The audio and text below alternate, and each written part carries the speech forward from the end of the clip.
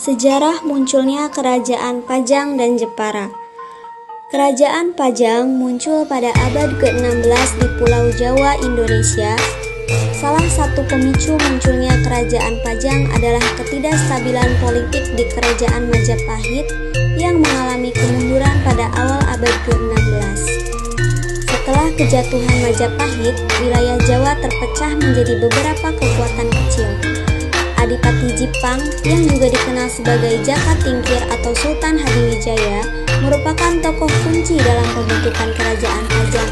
Dia berhasil mempersatukan beberapa wilayah kecil di Jawa Tengah pada tahun 1568. Adipati Jipang naik tahta sebagai Sultan Hadiwijaya, mendirikan Kerajaan Pajang yang kemudian menjadi pangkalan kekuasaan Mataram. Kerajaan Pajang juga dikenal karena keterlibatannya dalam konflik melawan Portugis, terutama dalam pertempuran Bubat pada tahun 1568. Pajang kemudian berperan penting dalam perkembangan sejarah di Jawa dan membentuk fondasi bagi keberlanjutan kekuasaan Mataram di masa mendatang. Sejarah munculnya Kerajaan Jepara. Kerajaan Jepara memiliki sejarah panjang yang dimulai sejak abad ke-12. Pada awalnya Jepara merupakan bagian dari Kerajaan Kediri. Namun pada tahun 1549, Raden Patah, seorang pangeran dari Demak, berhasil merebut Jepara dan menggantikan nama menjadi Sultan Hadiri.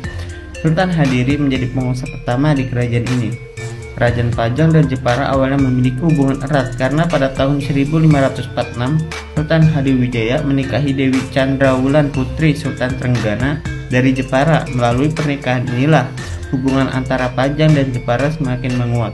Namun terjadi konflik yang dipicu oleh perselisihan antara Sultan Hadiwijaya dan Sultan Trenggana yang menjadi penyebab terbunuhnya Sultan Hadiwijaya. Tokoh yang berpengaruh pada masa Kerajaan Pajang dan Jepara. Silsilah Raja Pajang Kerajaan Jepara 1 Sultan Hadiwijaya pada tahun 1568 sampai 1583.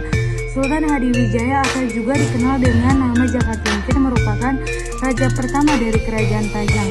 Lewat kudeta yang dilakukan, Jaka Tingkir berhasil meruntuhkan Kerajaan Demak, kemudian membentuk kerajaan Islam baru di daerah Pajang yang kemudian dikenal dengan nama Kerajaan Pajang.